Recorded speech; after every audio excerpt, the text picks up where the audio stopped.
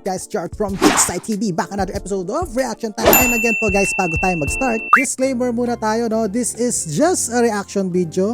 Wala tayong nilalait na tao or gumagamit ng ad hominem na statement sa mga topics natin dito. Pawang simple opinion lang ng isang Pinoy netizen. So ayun guys, no, medyo sad na balita at ito yung bumungad na balita sa atin noong June 1 na talagang trigger warning ika nga nila at nagtrending din ito sa Twitter na ang hashtag niya is pulis ang terorista. So dito sa topic natin na to, no, siyempre nakakalungkot to sa pamilya nung namatayan at sa hanay din ng mga pulis dahil siyempre nasira na naman ang kanilang inaayos sana na pangalan. At totoo nga ba ang trend na to, no, na ang pulis nga ba talaga ang terorista? So yan ang ating sasagutin maya-maya, no? At bago natin pag-usapan yung tingnan muna natin yung mga naging balita, kung ano nangyari at ano rin yung mga reforma na maaaring mangyari. At yun, samahan nyo ako at tingnan natin kung pulis nga ba talaga ang terorista. Let's watch. Ang kamadhuman at hindi katanggap-tanggap na ginawa itong pulis.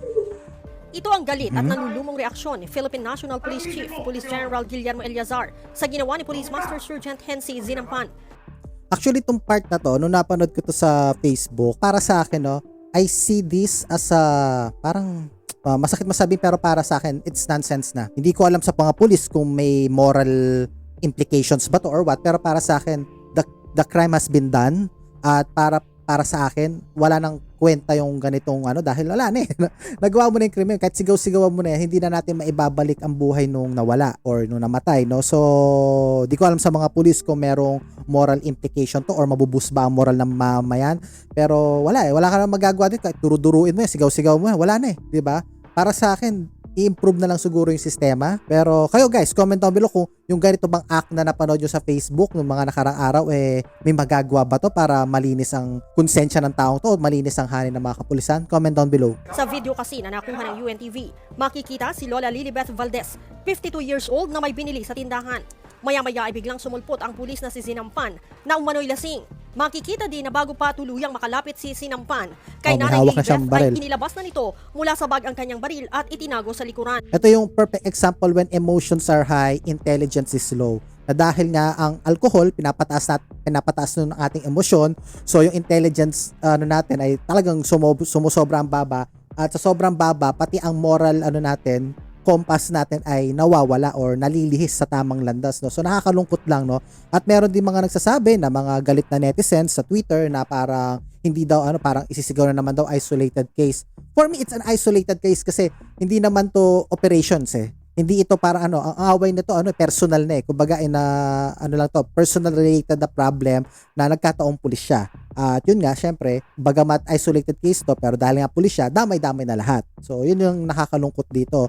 Pero yun nga, ang stand ko dito, it's an isolated case of course. Pero ang sagot lang naman, ang tamang paraan lang naman para mawala yung agam-agam ng tao is yung body cam. Magkaroon ang mga pulis ng body cam para may transparency. Pag naka-off yun or may mangyari sa body cam, syempre dapat questionin ng pulis. So sana, I wish and I pray na magkaroon ng body cam ang mga pulis. Pero dahil ito, personal nga ito na grudge at wala namang operation, so this is an isolated case. Hindi siya parang unfair sa mga pulis na atake mo ang buong kapulisan dahil sa siraulong to at sa iba pang mga siraulo. Kinumpronta nito ang matanda at ikinasa ang baril. Nakiusap pa ang matanda na huwag siyang sasaktan, ngunit sa halip na makinig, hinawakan niya ito sa buhok at malapitang binaril sa leeg. Naglakad lamang palayo si Zinampan. Sa video, maririnig ang boses ng mga umiiyak na bata na nakasaksi sa insidente. Actually, nanlumo ko na una ko napanood to sa Facebook, no, na talagang nakakagigil. Yung inis ko noon kay Nuesca, parang ulit-ulit nung December yun, di ba, kung nakakamali. Ito, naulit na naman. At yung ironic pa dito, nung nangyari daw kay Nuesca, nag-post daw to sa Facebook na parang kinukundi na niya yung ginawa ni Nuesca. Then after, ayan, itong June lang ulit na to, ayun, ginawa rin niya. So parang mapapahay na ko ka na lang sa mga ganitong tao, no? Nakipag-ugnayan na ang PNP sa Department of Social Welfare and Development upang maisailalim sa psychosocial debriefing ang mga bata.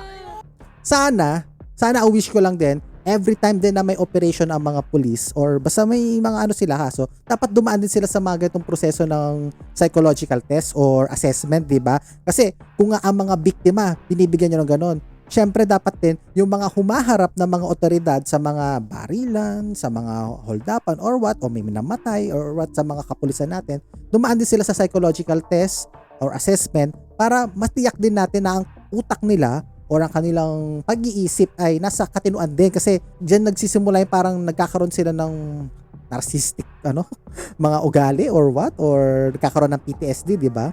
Sinasabing may nauna ng away itong si Sinampan at ang anak na lalaki ni Nanay Lilibeth. Kaugnay nito, nangako si General Eliazar Yan, na aalis nonsense na yan, si Sinampan bukod pa sa kasong murder na isasampal laban dito. At least kahit na paano tanggalin naman, automatic dapat sa lahat ng mga pulis, lahat ng ganyang napatunayan na, tanggalin na agad sa serbisyo. I'm directed already.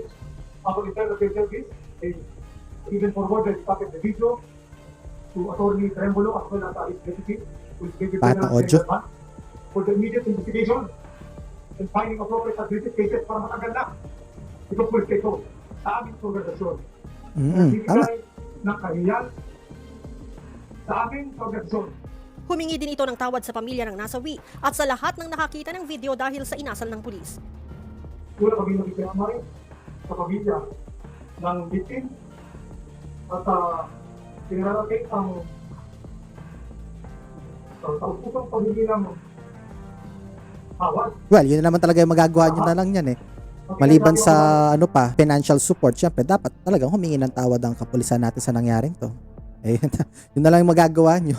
At syempre, ayusin nyo ang hanay nyo. Nakita natin ang karumal-dumal na ginawa ng pulis. Si Sinampan ay 42 years old at nakatalaga sa Police Security and Protection Group o PSPG sa Campo Crame. Leia Ilagan. Ayun, no? So, meron actually dito na isa tayong clip kung saan nakipag-usap si Idol Rafi sa isang psychologist or basta tungkol sa psych, no? So, gusto ko rin marinig natin or marinig ninyo yung input sa isang ganitong kaso, no, at sa isang psychologist para alam niyo malaman natin kung ano ba yung kasukasuhan nito. At I think kasi for me, no, maliban sa recruitment na ginagawa na inaayos ang recruitment sa PNP, tinatanggal ang palakasan, syempre iba pa rin yung after ng mga pinagdaanan mong engkwentro, magkaroon ka pa rin lang psychological evaluation, di ba? So pakinggan naman natin tong part ng kay Rafi Tulfo na sana hindi tayo maka-copyright strike. That's what. Nasa linya telepono si Dr. Camille Garcia, isa po siyang psychologist. Dr. Camille. Ayun, psychologist si Hi, Sir Dr. Rafi. Camille. Ito yung sa face-to-face, kung naalala nyo pa, siya yung isa sa mga trio tagapayo. Morning po. This is not the first time, this is the second time, yung brutal, harap-harapan na namaril ang isang pulis. Actually, di lang second time, marami nang nangyari na hindi lang nakuha siguro sa camera, no? At syempre, kinukundina natin yung ganitong mga gawain. Ng isang mamamayan. Ba't nangyayari ito? Wala bang early signs na makikita yung mga supervisor nito o yung PNP sa Tama. screening process? Bakit nito nasara? At what is that trigger factor para sa isang pulis tulad nitong si Sinampan gawin yung darumal-dumal na krimen na ganito? Sir, siguro po pagdating po kasi sa assessment, alam nyo, may mga taong magagaling sa faking na tinatawag eh. Kaya talagang Talaga? kinakailangan binavalidate talaga yung mga psychological assessment. Comment down below mga psych major, no? Na pwede palang epeke yon kahit gumawa ka ng test or what. Kasi gulat lang ako na pwede palang pekiin. Kasi usually pag pinag-uusapan psych, dapat may kita mo na yung ano yan. Except na nga lang, syempre kung papeles lang yan, tapos pwedeng may ka-kontrata, may kausap, corruption, syempre as usual. Yun, pwedeng dayain. Pero yung actual test, pwede palang dayain yun. Comment down below, Para pong kagaya po sa mga estudyante ng high school, pag face-to-face classes, alam nyo, every year may mga test na binibigay sa kanila. I am just hoping na ganun din sa mga police na every year binavalidate yung kanilang. For me, hindi lang dapat every year. For me, whenever na talagang may mga case sila na mabibigat, may enkwentro, dumaan sila. Kasi minsan trigger factor yun, yung barilan, yung... Alam niyo sa Amerika, yung mga US shows, napapanood natin yan. O kaya kahit sa mga medical shows, di ba? Ang mga empleyado nila, pinapadaan mo nila sa psychiatric evaluation kung baka merong trauma na inflict yung incident sa kanila. So sana ganon, hindi lang yearly. Dapat whenever na merong mga traumatic experiences ang mga kapulisan natin, may mga militar natin, or kung sino man tao, no, dapat dumaan talaga sa psychiatric evaluation para masigurado natin na fit pa rin sila sa society at kung hindi man sila fit, matugunan ang kanilang pangangailangan mentally. Emotional, psychological, at saka yung mga aggression na nangyayari sa kanila. Hindi ko po kasi alam kung talagang every year na monitor yon. Dahil po, ang mga personality test po kasi, after 6 months, nagbabago po kaagad yung mga ibang mga factors doon. Kaya pwedeng sabihin na natin na Kasi isipin mo, na-recruit ka ngayon June, nung July, nagkaroon ng enkwentro, talagang life-threatening sa'yo. So, syempre magbabago na yung perspektibo mo as a human being or as a police, di ba? Noong umpisa, walang mga aggression na pinapakita, pero after 6 months, dahil nakatikim ng laban, or kaya may engkwentrong ganyan, Tama. nakikita po ngayon yung mga possibility na napaka-hostile pala nitong pulis na to, may aggression, at saka yung mga instinct na hindi maganda, na talagang may kakayahan siyang pumatay kaagad, so pwede po makita kaagad yun. Ito So ba- kailangan po talaga every now and then po ini-screen sila. Tama. Ito ba Yan, yung I agree. klaseng pulis o tao? Meron ba yung tinatawag na born to be killer, if you will? Yung bang homicidal instinct na hindi nagdadalawang isip na para mamaril. Kasi Parang di na- mo naman, cool lang siya, nagpag-usap, and then hinawakan sa ulo yung victim, and then boom. Apo. Ako, alam niyo po kasi, according sa mga research nga, ang mga tao ay mas, kumbaga sa 6 times na mas matinding pumatay kaysa sa mga ordinaryong mamal. Kagaya po ng isang tigre, hindi po yan papatay ng kapwa tigre niya. Hindi po katulad ng tao, may tendency po talaga na may kakayahan siyang pumatay ng kapwa niya tao. Yun po yung, kaya tayo talaga basically may mga ganong instinct. But remember, we are moral individuals. So natin po correct. yung kakayahan natin na maintindihan kung ano yung tama sa mali, kaya alam natin na hindi natin dapat gagawin yun. Gagawin Ang yun. problema, meron pong mga ibang tao ang iniisip yung tinatawag natin mga power struggles. Kung nabanggit po kanina, nadinig ko na sinabi na meron pa siyang backup na mga... Dalawa. Meron siyang dalawang bodyguard. So parang meron siyang alliance na kayang bumakap sa kanya, which is again nakakalungkot lang din na parang padrino system ang style na yan dahil nasa kapangyarihan ganyan. So kumukuha ng mga alliances, nakakalungkot lang talaga na sana isa rin sa mga sungay na matanggal sa hanay ng ating PNP. Opo. Oo, so ibig sabihin, Bata-bata. feeling na parang powerful na siya kahit Alpha isang heto male. pa lang. So pag yung mga ganung bagay, dapat iisipin na natin sa isang police force, bakit kailangan na may mga bata-bata na ganyan? Pati rin sa politiko, please, 'di ba? Kailangan, di ba, ang treatment supposed to be pare-parehas tayo, wala tayong mga back-up na mga ganyan. Tsaka at the same time, dapat nakikita rin po yung mga history ng pag-iinom na ganyan, yung Okay. mga bisyo nila. Alright, ma'am. Okay, maraming Siguro maraming magagalit na pulis sa akin pero I do wish na sana tanggalin sa kanilang idagdag sana sa requirement nila na hindi naman ganun manginginom, no? Or tanggalin yung yung pag-iinom ng alak kasi nakaka-trigger yan ng emotions eh. Tandaan natin when emotions are high, intelligence is low. nanonood at maraming mga kapulot dito ng aral, especially mga pulis, marami nanonood sa ating mga kapulisan.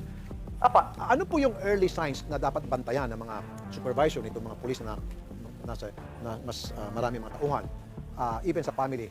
Early signs na, delikado na itong isang taong ito, na siya yung tipong mag-orimentado o mamamatay ng tao. Are there early signs na to watch out?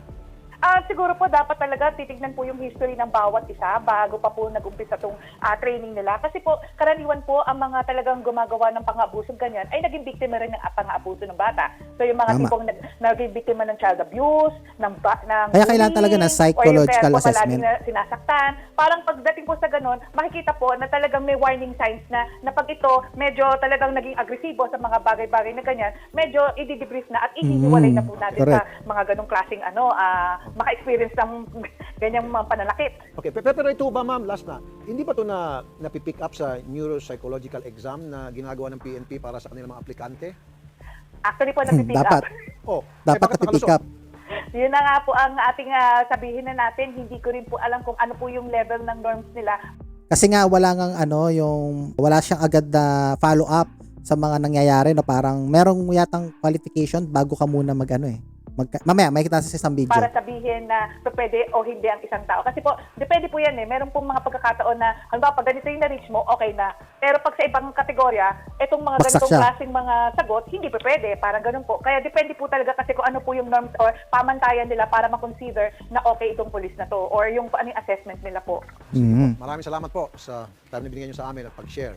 At marami po kami natutunan. Dr. Camille Garcia, psychologist.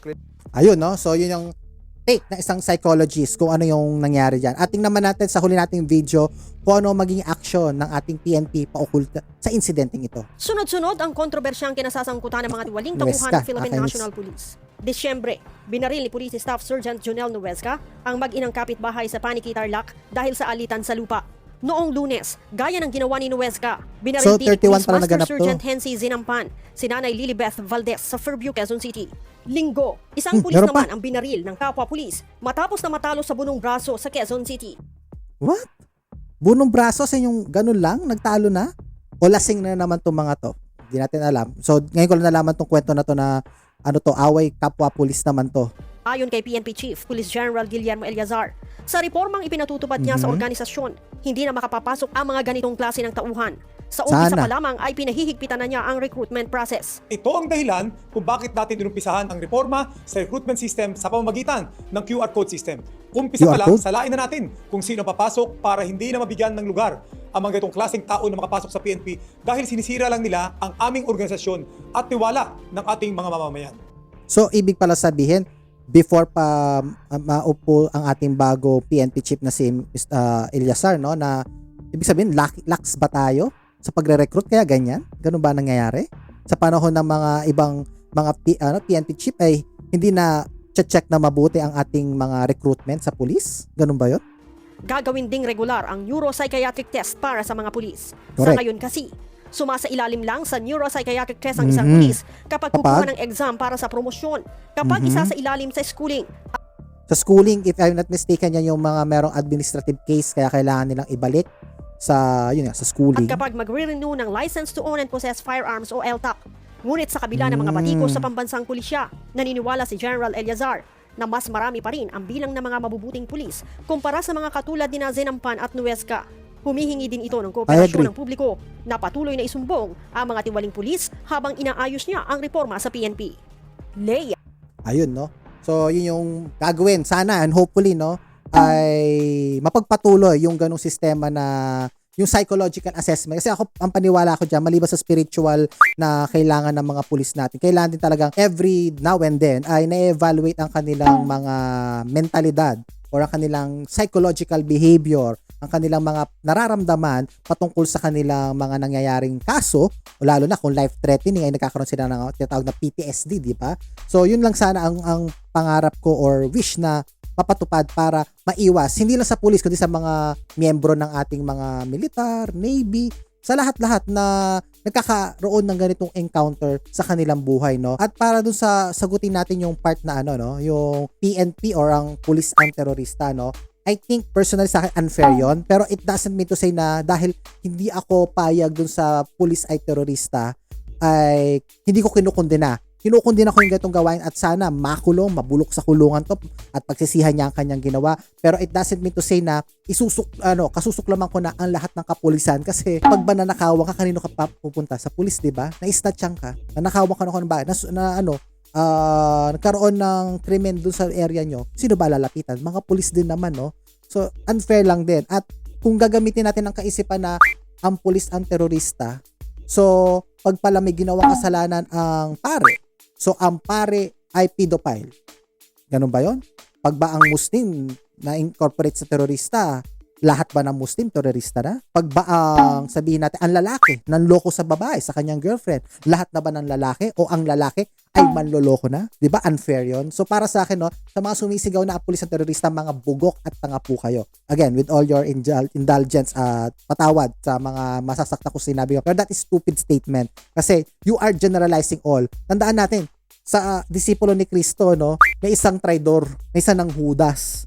So, ibig ba sabihin, lahat ng disipulo, gago na, o manghuhudas na, or whatever? Siyempre, hindi, di ba? So, sana ma-enlighten, no? At sana, instead na parang magalit tayo sa, bagamat nakakagalit nangyari, pero instead na yung galit natin ay ituon natin sa kapulisan, suportahan pa rin natin sila at bigyan pa rin natin ng moral support. Kasi at the end of the day, sila pa rin naman naaasahan natin pag may nangyayaring krimen. Pag may nangyaring hindi natin inaasahan, ang pulis pa rin ang aasahan natin sa ganitong mga sitwasyon. So that's it for our episode, guys. Ingatan nawa po kayo ng Diyos sa inyong mapagawa and God bless sa inyong lahat. Bye-bye. Edo, bye-bye.